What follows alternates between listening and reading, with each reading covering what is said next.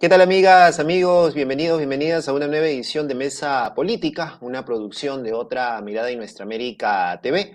Como siempre, estamos semana a semana conversando con los personajes que nos ayudan un poco a entender y a analizar la situación política que se vive en nuestro país y también en la región de América Latina.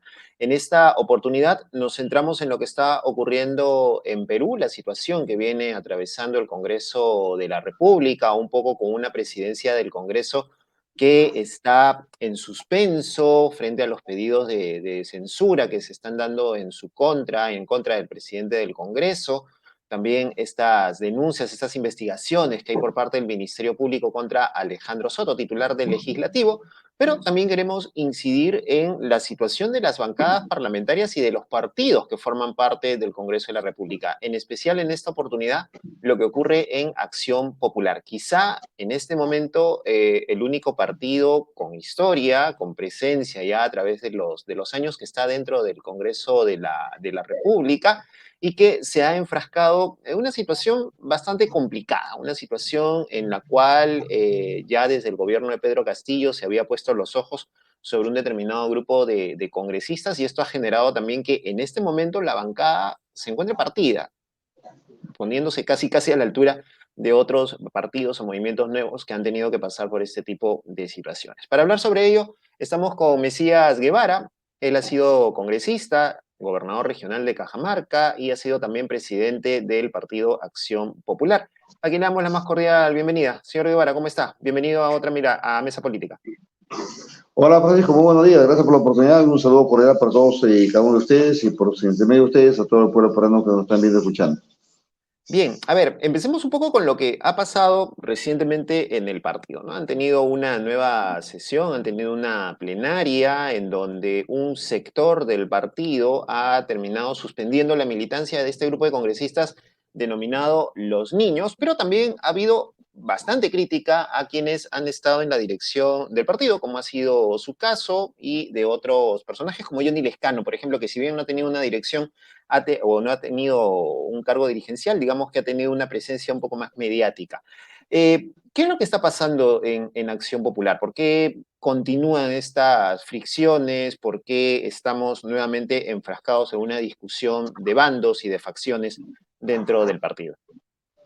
Bueno, Francisco, en honor a la verdad, lo que está pasando en el partido es algo muy particular. Podríamos decir que algo sui generis, sobre todo por el tema que viene sucediendo, en la que hay muchos temas en relación a lo que viene pasando, y eso no viene de hoy, sino de mucho tiempo atrás, sobre todo con el tema de la bancada parlamentaria, pero además de eso también por un comportamiento de un sector de la dirigencia nacional. En ese sentido, hemos llegado a un punto en la que yo decía en su momento, a través de otro medio de comunicación, yo manifestaba de que era la punta del iceberg, a tal punto que hace unos días atrás ya la bancada se rompió. Y la bancada se ha roto ya porque simplemente era por una caída de libre, digamos, en el sentido de que la bancada había estado actuando muy separada del partido. Nunca coordinó con el partido, nunca coordinó con el comité político, y es por eso que hoy estamos viendo lo que ha ocurrido. Yo lamento eso, porque lamentablemente esta bancada del partido no solamente ha menoscabado la imagen del partido, sino que también ha actuado en contra de las reformas que el Perú tanto necesita. Y en ese sentido, mi persona ha sido bastante crítica y lo va a ser porque yo entiendo que el partido ha sido formado para fortalecer la democracia del país y sobre todo para construir lo que es las reformas necesarias que el Perú necesita para consolidarse como una nación.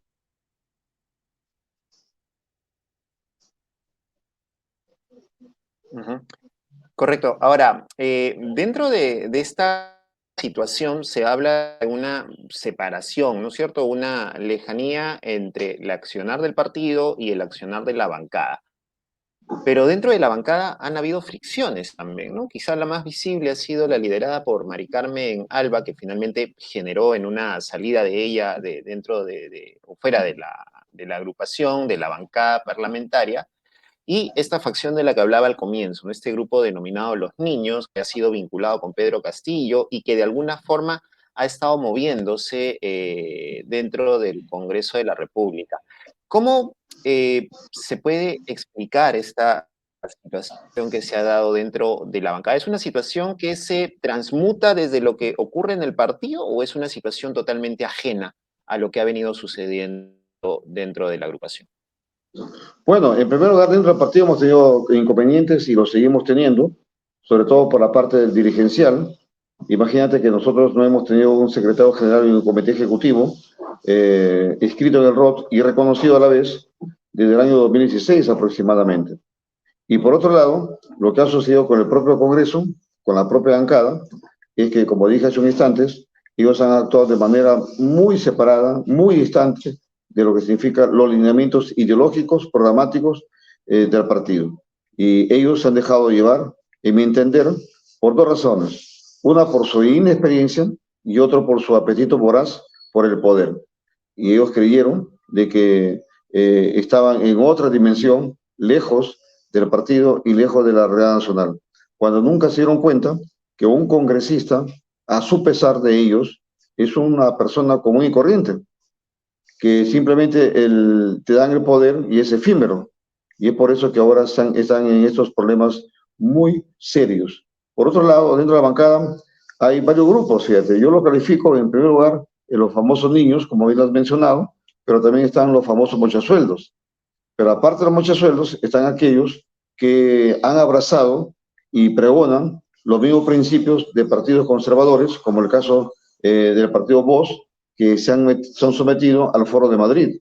Entonces, yo encuentro tres grupos ahí: mochasueldos, niños y aquellos que se han alejado ideológicamente del partido.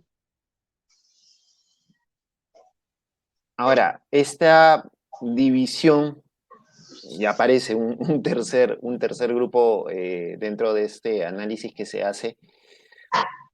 ¿Qué tanto perjudica, digamos, la imagen del Partido de Acción Popular? Porque hablábamos la semana pasada con Marité Bustamante, que ha sido regidora de la Municipalidad de Lima, ¿no? Y ella señalaba que la ciudadanía está un poco cansada del accionar de los partidos políticos, ¿no? De esta dejadez de los partidos, de esta mirada un poco individualista también de quienes integran los partidos políticos. ¿Qué tanto influye o incide esta situación para hablar, por ejemplo, de la captación de nuevos militantes, de la continuidad del partido como una fuerza, ¿no?, histórica, un partido que ha estado dos veces en el gobierno, que ha tenido gobiernos regionales, que ha tenido algunas alcaldías, tanto en Lima como en regiones? ¿Qué tanto perjudica esto la formación del partido, de la formación de las nuevas militancias y la creencia de la gente en los movimientos y en los partidos políticos? Bueno, el impacto es muy fuerte, Francisco. Es más, el impacto es muy negativo, a tal punto que hace creer en un sector amplio de la colectividad a nivel nacional de que los políticos y los partidos, de manera particular, simplemente estamos muy distantes de la colectividad. Ya no somos, en el entendido de ellos, el eje, el camino cuyo ejemplo o cuyo objetivo es la intermediación política. Eso lamentablemente lo ha menoscabado y lo seguirá menoscabando, no solamente por lo que hace a la bancada de Acción Popular y algunos dirigentes, sino también a nivel de otros partidos políticos. Y eso hace que al final se debilite la democracia, eso al final hace que haya un desentimiento en lo que es en las buenas prácticas, las buenas costumbres y sobre todo el buen gobierno. Busca normalizarse, que lo malo, lo no transparente sea algo normal en la política. Y creo que eso es muy perjudicial, muy peligroso para lo que es en el buen sentido de lo que significa el buen gobierno, la democracia y sobre todo ejerciéndolo con transparencia y a favor de lo que significa las políticas públicas y el arte de gobernar. Ahora, esta situación nos lleva también a la realidad que está pasando en este momento el Congreso de la República. Un Congreso fraccionado, cerca de 13 bancadas, ¿no? Sin contar a los no agrupados, entre los cuales están algunos que han salido de Acción Popular.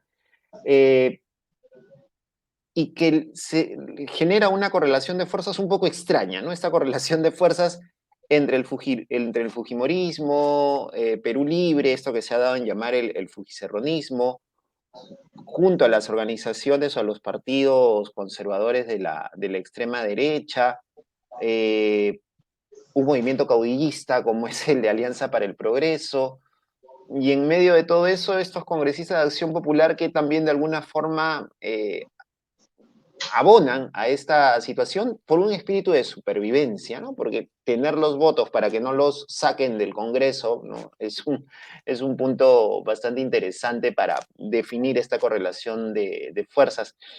¿Qué ha pasado en el Congreso? ¿Por qué hemos terminado en este tipo de situaciones, con este tipo de personajes? Algunos le echan la culpa a la reforma que impulsó Martín Vizcarra y que finalmente decidimos aprobar todos, o la gran mayoría de peruanos, en el referéndum, que ha evitado la reelección.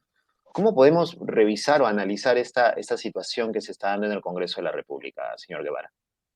Bueno, en primer lugar, Francisco, yo lo resumo de que lo que ha ocurrido y viene ocurriendo en el Congreso es el reflejo de la crisis de la política a nivel nacional, en el sentido de que muchos que llegan al Congreso simplemente no tienen una formación ideológica, no tienen un plan de gobierno, no tienen una acción parlamentaria para la cual hayan llegado ya con ciertos proyectos, con ciertas iniciativas para poder de esa manera actuar de manera eficiente, de manera diligente en el Congreso de la República.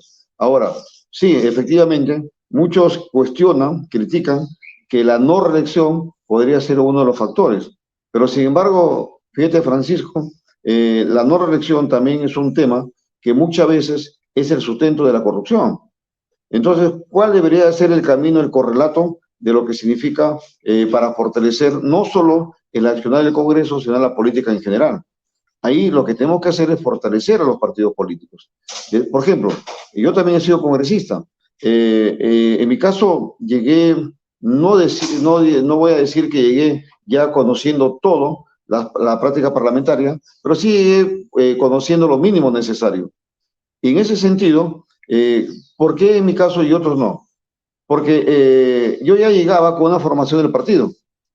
Yo llegaba con un conocimiento de lo que significaba el Congreso, sus funciones principales. Entonces, más que pensar en la reelección de los congresistas como una salida y una medida, deberíamos de pensar en la consolidación de los partidos políticos, que sea la escuela, que sea el centro de formación de los futuros congresistas y los futuros políticos en general. Algo que lamentablemente eso se ha perdido. Entonces, volvemos a decir, yo vuelvo a decir por lo menos de que la crisis de lo que ocurre en el Congreso es la crisis de lo que pasa en los partidos políticos y el tema de la reelección no es tan cierto, no es tan cierto. Es decir, porque la reelección también provocó que haya muchos personajes que estén dando vuelta en el Congreso cuya producción parlamentaria ha sido bastante deficitaria. Incluso no ha cumplido con lo que es la acción fiscalizadora, el control político, menos el ejercicio para fortalecer el tema legal del país. Pero es difícil hablar de un proceso de formación dentro de los partidos políticos cuando, uno, los recursos son utilizados para pagar asesorías, los recursos públicos que se entregan a los partidos políticos son utilizados para pagar asesorías a empresas de amigos que se conforman recién, a las pocas semanas o a los pocos meses, o utilizarlos para proyectos como la Escuela Naranja, en donde uno puede discutir o ver que lo que se hace dentro de la Escuela Naranja no es necesariamente formación política per se, ¿no? Sino también adoctrinamiento, dicho sea de paso. Y cuando los partidos políticos son manejados de manera individualista, ¿no? O sea, lo que ocurre en Alianza para el Progreso es una cosa alucinante. O sea, si César Acuña no baja el dedo, no se mueve absolutamente nada, ¿no? Que fue un poco lo que pasaba en el APRA con Alan García, con el finado Alan García también. Entonces, ¿cómo podemos hablar de formación política cuando los partidos malutilizan los recursos, dependen de un caudillo o de una sola cabeza, no hay un proceso de elección también, por ejemplo, ahí adecuado, las elecciones primarias son prácticamente un saludo a la bandera? ¿Qué hacer? ¿Cómo hacer una verdadera reforma política para que no pase lo que ocurre o lo que ha ocurrido en Acción Popular, que se traslade hacia el Congreso, lo que ocurre con otros partidos y movimientos y se traslade al Congreso y en general a la política peruana? Mira, Francisco, tú has hecho una descripción notoria, muy clara, de lo que pasa en los partidos políticos. Y es ahí que, sin lugar a dudas, lo que tú has manifestado y expresado es muy elocuente, descriptivo. Y en estos momentos, los partidos políticos ya no son lo que deberían ser o deberían haber sido. Por ejemplo, no voy a decir partidos, pero sin embargo hay partidos que precisamente marchan al ritmo de su dirigente nacional. Hay partidos que incluso ya no tienen lo que antes llamábamos, y hasta hoy llamamos, por supuesto, lo que son los famosos dirigentes. Ahora son gerentes, incluso ya no son militantes, sino son empleados. Por lo tanto, eso ha hecho que la política a nivel nacional en el país prácticamente sufra un retroceso en lo que es el tema relacionado de la formación política y sobre todo de el centro que debería de constituir en el debate, en el centro, el crisol donde se debatan las grandes propuestas políticas, sociales y económicas que el Perú necesita. Y eso se ha trasladado y ahora lo estamos viviendo. Han habido muchas contrarreformas. Por ejemplo, lo que tú muy bien hablas. Cuando se quiere elegir a un presidente, a un candidato presidencial, a un candidato al Congreso, debería hacerse a través de unas primarias abiertas, simultáneas y obligatorias. Un paso en un solo día, como ha ocurrido en Argentina recientemente. Pero esas primarias abiertas, simultáneas y obligatorias está aprobado, pero sin embargo no se cumplen, porque siempre se pretende hacerlo a través de los famosos delegados, de tal manera que un cuarto o una asamblea se nombre al candidato presidencial y a los candidatos al Congreso de la República. Y por supuesto que el Jurado Nacional de Elecciones está obligado en aceptar ese tipo de elecciones porque el paso, las primarias abiertas, simultáneas y obligatorias, lo cual a mi entender sería una medida muy importante para fortalecer la democracia interna de los partidos, no se está cumpliendo. Y hoy estamos viviendo lo que estamos viendo, no solamente en Acción Popular, sino en todas las fuerzas políticas que hoy están en nuestro país. ¿Y esta crisis política podría traernos un escenario como lo que ha venido ocurriendo, o lo que ha ocurrido la semana pasada en Argentina, en donde se esté perfilando una figura como la de Javier Milei, o que estemos pensando en algo como un Bukele? Se ha planteado esta idea y ya todo el mundo lo está discutiendo. ¿Podríamos tener un aventurero radical próximamente peleando una presidencia o llegando al poder? Mira, eso no lo descartemos, yo no lo descarto, pero sin embargo es bueno recordar que ya lo vivimos antes. Un aventurero de la política fue Fujimori, que apareció de la noche a la mañana, enfrentándose incluso a Vargas Llosa y a los partidos tradicionales, como algunos de manera peyorativa lo quieren calificar, ya lo vivimos en el país. O sea que en el país lo volveríamos a vivir. Nosotros no estamos ajenos a eso que vive Argentina, ya lo hemos vivido antes que ellos. Por supuesto que en estos momentos hay un escenario, hay un espacio para volverlo a vivir. Tanto una candidatura radical, sin programa, pero simplemente con ánimo de golpear, tanto de la izquierda como de la derecha. Por eso ahí se requiere un gran debate nacional en la que, sin lugar a dudas, estas candidaturas, eventuales candidaturas, tanto radicales de izquierda y derecha, van a tratar de ocupar la agenda nacional con medidas, por supuesto. Fíjate que si tú lo ves, son eminentemente populistas. No son propuestas que tengan un sustento real, no son propuestas que tengan un sustento técnico, sino simplemente son eminentemente populistas. En otras palabras, dicen lo que el pueblo quiere escuchar. El Y pueblo eso, y algunos sectores políticos, ¿no? Porque aquí encuentran eco, digamos, ¿no? En algunas bancadas, en algunos congresistas, estos grupos que usted mencionaba, por ejemplo, vinculados al Foro de Madrid, encuentran eco y eso podría resultar preocupante, ¿no? encuentran eco y es más, porque el debate en el Perú en estos momentos no es sólido. El debate en el país no es democrático. Si ustedes analizan, Francisco, a través de todos los medios de comunicación, El debate no son sobre las políticas públicas. El debate fundamentalmente se sustenta en lo que son los temas mediáticos, cortoplacistas, pero no en lo que significa una visión de país. Por ejemplo, yo nunca he escuchado, por lo menos yo, no sé si tú y otros, haber escuchado, por ejemplo, cuál sería el modelo de desarrollo económico que el Perú necesita más de lo que hoy ya estamos viviendo. Por ejemplo, ¿cuál sería la función real de un Ministerio de Economía y Finanzas? ¿Cuál sería la función real de una presidencia del Consejo de Ministros? ¿Cuál sería el objetivo de consolidar una matriz energética y productiva del país? Eso no se debate. O un modelo de educación en la que esté bastante democratizado de acuerdo a las realidades de las regiones, porque el Perú somos un país multicultural. Y en ese sentido, el debate mucho se ha reducido en lo que son las cuestiones cortoplacistas y posiciones también bastante mediáticas. Y eso hace mucho daño al país en estos momentos. Volviendo un poco al panorama, ya para ir terminando, volviendo un poco al panorama de Acción Popular, que fue lo que nos convocó para esta conversación. Eh, ¿Cuál es la situación, su situación personal? Porque en esta plenaria que hubo, a través de las redes sociales, hubo algunos militantes del partido que fustigaron el tema de que usted, decían, usted no fue a defender su posición, ¿no es cierto? Hubo bastante crítica al respecto por parte de algunos militantes, excongresistas y congresistas actuales, tanto suya como de Johnny Lescano, y nuevamente podíamos tasar esta idea de la cual hablamos en algún momento anteriormente, de esta confrontación entre la facción limeña, digamos, de Acción Popular contra o versus la facción regional. ¿Cuál es su situación en este momento dentro del partido? Mira, en primer lugar, yo no veo esa confrontación entre Lima y las regiones. En lo personal considero de que el país no debe llegar a ese extremo de centrar el debate.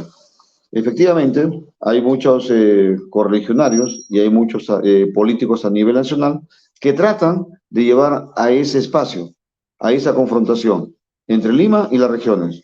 En lo personal, considero que ese debate no debería centrarse ahí. ¿Por qué? Porque somos un país unitario desde el punto de vista más allá de la Constitución de la República, que necesitamos seguir unidos porque ambos nos necesitamos y ambos somos uno solo. Hay un vaso comunicante fuerte, incluso hasta familiar, cultural, de todo. Por otro lado, ¿por qué no fui al plenario? Porque en lo personal yo consideraba que era una emboscada ese plenario. Incluso el plenario había sido conformado por delegados que no eran delegados. Hicieron uso de un artículo del estatuto en la que muchos delegados que no podían viajar a Lima simplemente los reemplazaban con gente cercanos a ellos. Y eso distorsionaba el plenario. Y eso es lo que ha ocurrido. Y por otro lado, también hemos visto de que las maneras como han aprobado, los aspectos que han aprobado. Por ejemplo, ellos dicen que han suspendido a los congresistas. El único, Francisco, que puede suspender a los congresistas es el Tribunal de Disciplina, no el plenario. Por otro lado, y eso en una suspensión ya significa una sanción, y en este caso una medida muy grave. Y el plenario no tiene esa capacidad, esa facultad. Por otro lado, también el propio Mundo del Águila y su corte, lo que han hecho ellos es pretender solicitar ampliar su mandato hasta el 2025, cuando el Jurado Nacional de Elecciones ya expresó que su mandato terminaba en octubre de este año. Por lo tanto, todos esos temas han distorsionado lo que significa la esencia de lo que es el plenario nacional. Y te confieso, Francisco, que yo ya no estoy para exponerme a los gritos de ciertas barras bravas que lamentablemente en el partido se han instalado. Ese día ha sido un plenario de mucha confrontación, ha sido un plenario donde se han tomado decisiones lejos del perdón, del estatuto, y son incluso la propia congresista Mari Carmen Alba fue abucheada, fue rechazada por un sector de la población. Y dentro del plenario también ocurrió algo parecido. ¿Avisoro tiempos difíciles para el partido? Ha dicho usted en un comunicado hace algunos días respecto a la designación de Edmundo del Águila como secretario general del partido. ¿Por qué tiempos difíciles? ¿Qué podría ocurrir con la presencia de un histórico como Edmundo del Águila? Bueno, en primer lugar, el mundo del águila no es histórico. El mundo del águila no es fundador del partido. Ya puede tener 80 años, pero sin embargo no es lo que él quiere expresar y sus allegados a él diciéndole que es un histórico. Para mí históricos son Javier Alba, en el buen sentido de la palabra, son el propio Gastón Acurio, el propio Sandro Mariatti, que sí son históricos.